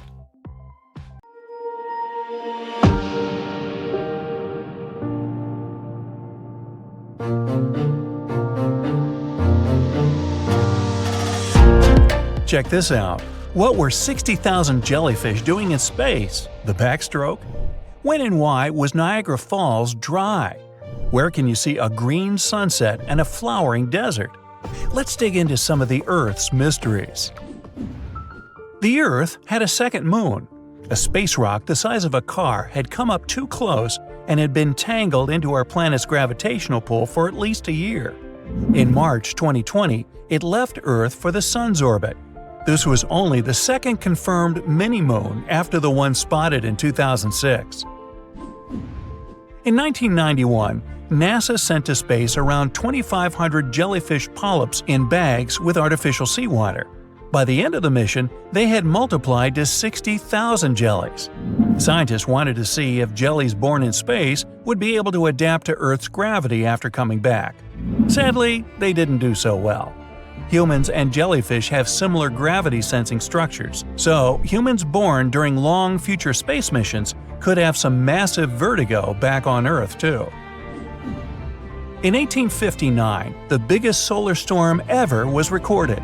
It was so powerful, northern lights were spotted in Cuba and Honolulu, and southern lights were seen as far up as Santiago, Chile. In latitudes like that of New York, people were able to read newspapers in the dark under those northern lights alone. If something similar happened today, it would have cost the world about $1.2 trillion. Speaking of rare bright lights, have you ever spotted a green flash? It happens shortly after sunset or before sunrise when the sun is almost entirely below the horizon and the Earth's atmosphere bends and scatters lights from it. People mostly spot it over the ocean. It can also be yellow, blue, or purple. I've actually seen one myself. Lucky me. When Kawajian volcano in Indonesia erupts, it looks like it's spitting out bright blue and purple lava. In fact, the lava itself is normal. It's the sulfuric gas coming out of the magma chamber and burning that makes it look so surreal. For the same reason, the water in the crater lake seems bright blue and the shores electric yellow. Niagara Falls was once dry. In 1969, engineers turned off 2 of the 3 falls making up the landmark. They did it to remove the rocks that had piled up at the base of the falls. Over the first weekend of the renovation works alone, about 100,000 tourists visited the spot. In Racetrack Playa, California, rocks about as heavy as a horse are moving around on their own and leaving trails behind. There were different theories to explain this, from magnetic fields to aliens. Finally, a NASA scientist found out that in winter, rainwater in the playa freezes over. Rocks get encased in ice. When it starts to melt, even a light breeze is enough to move the boulders around. Once a year, for just a few moments, a waterfall in Yosemite National Park turns into a firefall. In winter and early spring, 2 streams flow down the granite El Capitan. In perfect conditions in February, when the sun is hiding behind the horizon, it gets in the right position to reflect off the wall and color the water fiery orange. The Danakil Depression in Ethiopia is a one-of-a-kind landscape with crackling pools of lava and neon hot springs and geysers. It's one of the hottest and lowest places on Earth that hardly receives any rainfall. Scientists studied this area to find out how life might evolve on other planets. Many of them call it the cradle of humanity. Some places on Earth have less gravity than others. Canada's Hudson Bay, for example, used to be covered by a super thick and heavy glacier during the last ice age. The ice had pushed tons of rock mass outward when it started to melt. The smaller the mass of an object, the less gravity it has. It'll take another 5,000 years for the Earth to return to its original shape in this spot. There are underwater lakes and rivers in the ocean. The water in them is denser and more saline than the rest of the ocean. They have shoreline, surfaces, and even waves. And smaller rivers also flow into larger ones. They can be found across the world, from the coasts of Greenland to the Bay of Bengal. One of the most unique natural optical illusions on Earth is an underwater waterfall off the coast of Mauritius. No worries, the island isn't going down the drain. Sand is moving through the underwater currents into the darker, deeper ocean and creates the illusion. The shelf here is 10 times deeper than the rest of the surrounding waters. There used to be a never-ending wave in Brazil. The Pororoca, which translates as Big Roar in the Amazon basin, went on for hours and was so powerful it could take down trees. Surfers from across the world came here in early spring to ride more than a half an hour in a row. The record was 6 miles non-stop on a single attempt. One of the driest places on Earth, Chile's Atacama Desert, turns into a garden every 5 to 7 years. With enough rainfall between September and November, superbloom spreads overnight. The seeds of over 200 types of flowers sleep in the ground for months or years, waiting for that water to help them sprout. Mineral gypsum sometimes crystallizes in a rose shape. It happens in dry, sandy areas that occasionally get flooded. The petals of desert roses are made of crystals that get mixed with grains of sand. Lake Maracaibo in Venezuela is often called the lightning capital of the world. Thunderstorms happen here 300 days of the year, with a peak in September. Sometimes there are up to 200 flashes in a minute. It happens because cool air coming from the surrounding Andes meets with warm air from the Caribbean Sea and generates electricity. In 2010, spiders cocooned the trees and bushes in Pakistan. They did so to save themselves from a flood when 10 years' worth of rain poured down in a single week. Some of the webs even stretched over several trees.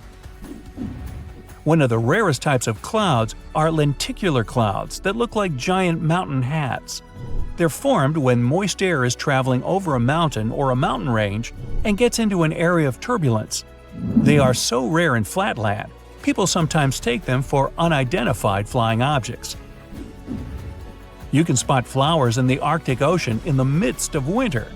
These frost flowers are made of ice, in which microbes somehow manage to survive. Studying them could help scientists better understand how life formed on Earth. Lake Abraham in Canada looks like it's home to tens of thousands of jellyfish living under ice. In reality, they are frozen pockets of methane gas produced by bacteria that live in the lake. There is a cave in New Zealand that's lit by glowworms. Waitomo caves were discovered in late 19th century and have been popular with tourists ever since. There are thousands of bioluminescent larvae of various worm species in the caves. All of them are harmless. One of the oldest and largest organisms on Earth is a clonal grove nicknamed Pando in Utah. It looks like 47,000 trees, but in fact, it's one huge tree. It has 3 sets of chromosomes instead of 2, and can keep making unlimited new shoots from its own roots.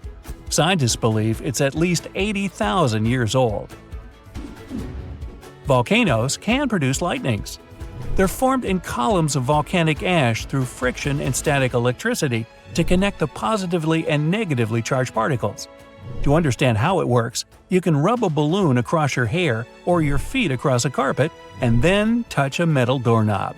Yeah, go ahead. I'll wait. Nah. About once a year, you can spot a rare firenado in the U.S.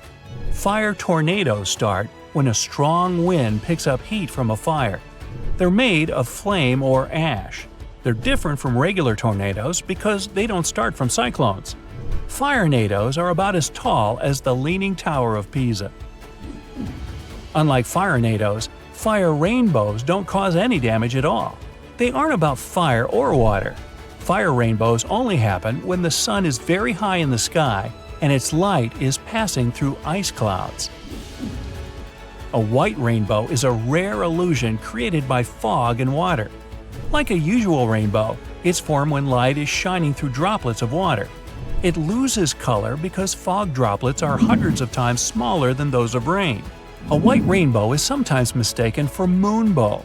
That one happens at nighttime and is illuminated by the moon. That's why it's not so bright. Kinda like me.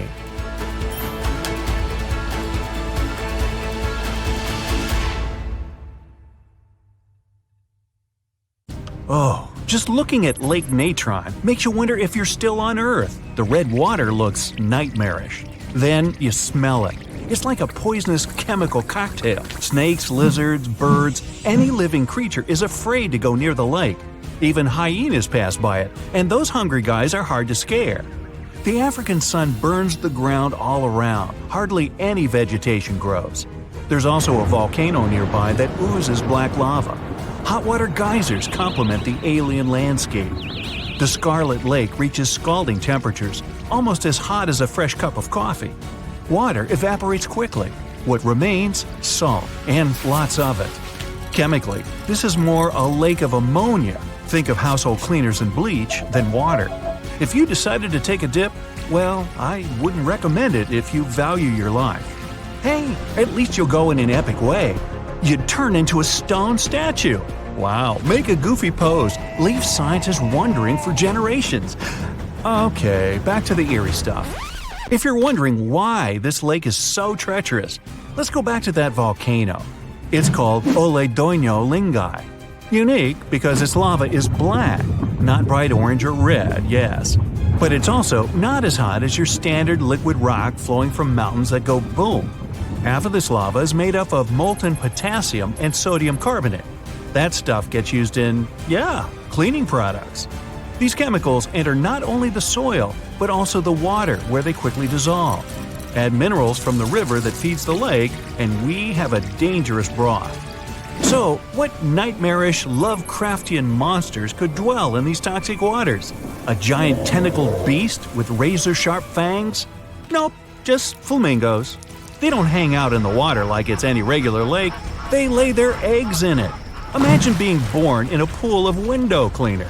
Lake Natron is often called a flamingo factory, since 75% of all the lesser flamingos in the world are born here.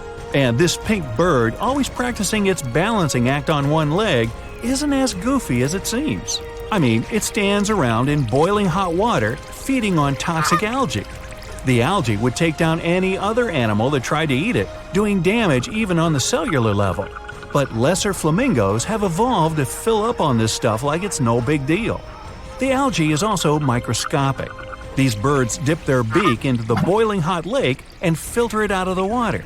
And it's these same microorganisms that paint the lake that strange reddish-pink color. The flamingo eats them and turns pink itself.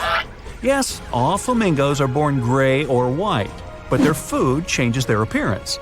Like you switching to an all-carrot diet and turning orange, which could actually happen, though I wouldn't recommend it. Okay, but how do they stand in this water that otherwise turns everything else to stone? It's thanks to the tough skin and scales on their legs. The water can't burn them like it would your delicate, dainty human skin. These lesser flamingos usually head to a nearby fresh lake to drink from. But unlike you or me, they can still hydrate on this salty water if need be.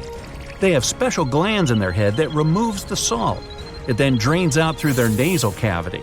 Like you ordering a soup with no onion, but they forgot to leave the onion out, you eat the soup anyway, and the onion just makes its exit out of your nose. Ew. Actually, I thought the analogy was working until then. The moral of the story is that the lesser flamingo is a real tough guy. And thanks to its superpowers, it can fill its belly with as much food as it wants because there's no competition around. And it doesn't need to worry about being gobbled up because no predators will come near their pink toxic jacuzzi. It's a win-win. Hey, how about some other super birds? The wandering albatross is also a superhero among birds. In one trip, it can fly 10,000 miles. That's like flying from New York to Sydney plus some. The bird spends over a month in non-stop flight. Look out below. Helps when you have a wingspan of 11 feet. They glide like surfers on waves, only instead of water, they have air currents. They use less energy in flight than birds simply sitting in their nests. There's another feathered record holder, and it's the rufous hummingbird. It's the size of a golf tee and weighs a little more than a penny. But this tiny birdie migrates from Alaska to Mexico every year. The trip is 4,000 miles just in one direction. If the albatross's flight is relaxing like yoga, then the hummingbird's is a grueling race for survival. Every second it makes 50 to 60 flaps of its wings. The load is huge and requires a lot of energy. Every day the bird eats its whole weight in insects and nectar. That'd be a lot of hamburgers for you or me. The rufous is small, but it's not afraid to chase chipmunks and larger birds away from its nest. Now, imagine trekking through South America and suddenly hearing a blood-curdling scream in the jungle. You start to panic, your hair stands on end, heart beating out of your chest. Where to run from this maniac on the loose? Stop, breathe, calm down. It's just an oil bird and it's totally harmless. The bird feeds on fruits and oil palms, not you, human. It's known not only for its hair-raising screams, but also for its excellent night vision. Like dolphins and bats, the oilbird uses echolocation. It can emit 250 clicks every second. The sound waves from those clicks bounce off rocks and trees and echo back to the bird. Now, the question of the day. What happens when you cross a bird and a cow? You get the hoatzin. Okay, it doesn't look anything like a cow, but its digestive system works a lot like a bovine's. The stomach ferments food with bacteria instead of digesting it with stomach acid. Digestion takes 20 hours, and it really bloats the bird up. So most of the day, it lounges around and sits lazily on tree branches. Hey, we have that in common. But here's the weird part. Because its belly is fermenting food, the bird smells pungent, to put it nicely. So it's like a cow skunk bird. Now, this bird will make you feel like you're getting a scolding from your high school principal. I'm not amused by your childish pranks. You're expelled. Now get out of my office. The whalehead stork has a powerful beak, menacing gaze, and a king-like gait. Yeah, sounds like my high school principal. Jokes aside, this guy is an excellent fisher and hunter. Its dining table can include snails, turtles, and even small crocodiles. Dino fans will like this. Just picture it, millions of years ago, in the territory of what's southern China today, a flock of feathered dinosaurs is running away from a predator. They have small wings, parrot-like beaks, and a crest on their heads. Fast forward to 2017. Paleontologists find this dinosaur's fossils, and their jaws hit the floor, dirt. This creature, let's put it on the screen. Thanks. Looked just like a modern cassowary. Yeah, it's a cool dino-looking bird, but keep your distance. It's the most dangerous bird in the world. This formidable fowl has a bright blue head with a large horn on top. It stands on two powerful legs with dagger-like claw on each foot that can be as long as your hand. It could jump straight over your head if it wanted to, and definitely high enough to kick you in the chest. And its blows are strong enough to break bone. Not to mention that claw that can cut through anything like butter. This bird was made to hunt and avoid being hunted. Don't even consider running away, not unless you too can sprint over 30 miles per hour. Diving into a lake won't save you either. This bird is an excellent swimmer. Best just back away slowly and hope it doesn't come after you. The helmeted hornbill looks like a flying dinosaur too. The males are like medieval knights in the feathered world. They use that horn in sort of a mid-air joust to win females over. Yeah, showing off. They also use that helmet to pick through rotten wood and break off tree bark, looking for small insects. Now, the kiwi is more like the rat of the bird world. Oh, it does have wings. They're just too small to see. And they're not good at winging. Kiwis can't fly at all. Kiwis lay the largest eggs, when compared to body size, of any animal on the whole planet. Their egg makes up 15% of the bird's weight. Yet the biggest egg in the world, purely by size, is the ostrich's. But it only makes up 2% of the bird's weight, making their massive eggs the smallest compared to body size. Case in point, ostriches are huge. Octopuses have 3 hearts. 2 of them pump blood to the gills, while the bigger heart circulates blood to the rest of their body. They also have 9 brains. There's the large central one, but also each of their 8 arms has a mini brain of its own, which is why they can act independently. Since each arm has its own brain, the central brain only needs to send a higher level signal to the arm. Things like, move to that nearby crevice, there might be a crab hiding inside. In the case of humans, the brain would guide and take control of each movement of our legs and arms. And with an octopus, arms act almost independently on their way to the crevice. It also tastes and feels with the suction cups on it. Since their arms are so independent, an octopus doesn't actually know where they are unless it sees them. The human body has an ability called proprioception. Thanks to it, we know where our arm is, even if we hold it, let's say, behind our back. 1816 is known as the year when summer didn't come. In April 1815, there was a massive explosion on Mount Tambora in Indonesia. It sent enormous clouds of volcanic ash up into the atmosphere. The majority of the northern hemisphere got covered with a shroud of dust and dirt, and kind of refused to settle. In June of the following year, the cold winter didn't just come to an end. Frost damaged crops, and snow and rain persisted during the whole summer. In Iceland, you'll find some of the most breathtaking sceneries on our planet. Jagged mountains, fjords, hot geysers, ice fields carved into the landscape. Stunning yet intriguingly black sand beaches, such as Reynisfjara Beach. Most of the sand on beaches is generally formed from rocks that have broken down because of weather changes and erosion through thousands or even millions of years. And on Reynisfjara, the sand is a striking black color, and that's because of volcanic activity. Lava came out of an erupting volcano, got to the surface, cooled, and then hardened in the Atlantic Ocean, creating such a fascinating black hue. This beach is so magically stunning, but it's also very dangerous because of its sneakier waves. That's when a few smaller waves join together into a single, really big one. This phenomenon can happen when ocean currents force waves together, or in the case of Reynisfjara, when such waves come from an offshore underground cliff and get an even stronger pulling effect. Considering the ocean's low temperatures too, it's definitely better to just take pictures from a safe spot. Some trees talk to each other. Not the way we do, of course, but, for example, acacia trees that grow over the African savanna can warn each other if there's something dangerous coming. When some animals, such as antelopes, gobble up its leaves, the tree immediately starts producing more tannin, which is toxic to animals. They also emit a special type of gas that travels through the air and warns other trees they should protect themselves too. You're stargazing, such a chill night, and then a flash of bright light streaks through the night sky. A shooting star, so cool. But what we see is not actually a star, although we call it that way. They're meteors, which are basically small chunks of dust and rock moving through space. As they're passing through our atmosphere, they cause something called friction when one thing rubs against another, and that's why they glow. Also, the friction causes heat. Dust and rocks get extremely hot as they fly through the atmosphere, and the heat makes them glow until the moment they burn out and turn into what we call the shooting star. Sunsets in deserts are extremely beautiful because of the spectacular colors they produce a bit more than elsewhere.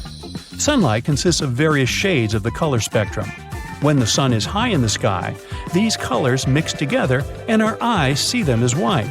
But as the sun gets lower, its rays have to go through a thicker layer of atmosphere before they get to us. The atmosphere then scatters shorter wavelengths of light, like blue and purple, before we can even see them. That's why the longer orange and red wavelengths stand out. In urban environments, air pollution can make sunset colors duller than everywhere. The clean air in deserts allow the vivid colors coming from the sun to shine through at twilight. Also, the moisture, water vapor, and rain-engorged clouds can mute the sunset's hues. Since there's no rain, clouds are thin and wispy, so they filter and reflect sunlight instead of blocking it. Bamboo grows really fast. It's actually the fastest growing plant on Earth, sometimes growing about 3 feet in just one day. You can find it in dense forests, where only a little light gets to the ground, which means bamboo is under strong pressure to reach the sunlight as quickly as it can. There's an underground stem that connects bamboo shoots to their parent plant, so the shoot doesn't really need leaves of its own until it gets to its full height. Also, bamboo grows faster than other plants because it doesn't waste its time and energy on growing rings that thicken the stalk. It's just a thin, hollow stick that grows straight up. You'll notice some of the big trees have shallow root systems, sometimes even 10 inches deep in the ground. The roots generally need access to oxygen and water, and they can mostly find it in special underground pockets called soil pores. When a tree has ideal moisture and soil conditions, it can send roots deeper down under the surface and get what it needs. But most of the time, conditions are not perfect, considering bedrock, stones, and compact soil that physically prevents the roots from going down. Such obstacles also prevent the roots from getting the needed oxygen. So, when life gets tough, the tree will take an easier option. Its roots will stay close to the surface and spread out in different directions. Drought conditions are another reason trees can have shallow root systems. By staying closer to the surface, they can take most of the rainfall collection. Plants are exposed to the sunlight most of the time, but they still don't get sunburned. They appeared on land about 700 million years ago, and one of the key things they needed to survive was something that would protect them against the ultraviolet rays coming from the sun. Those in the sea had seawater as protection. UV radiation is mostly responsible for sunburn, so land plants developed a special protein that detects it. This protein sends signals to the cells to protect the plant from the damage and effects of UV radiation. Basically, it's like they produce their own natural sunscreen, but this still doesn't mean they're 100% protected. You know that common belief that if you water plants in the midday sunshine, this can cause their sunburn? Some think droplets of water act as tiny lenses and then focus the sunlight onto the leaf surface. But they're not strong enough to actually focus sunlight from a water droplet onto the surface of a leaf.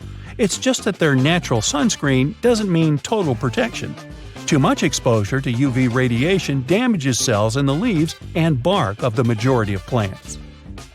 Earth's core is as hot as the surface of the sun. You'd think it could easily melt our entire planet, especially since the core is only 1,800 miles away from the surface. If the sun were so close, we'd be like French fries. But we're alive because the center of the sun is surrounded by a mantle of rock that's mostly solid. The crust we walk on actually floats on that mantle and protects us. If the sun was close, we'd only have empty space to protect us, and you and I wouldn't be talking. Also, to melt the entire planet, you'd need way more energy than the heat in its core. So there.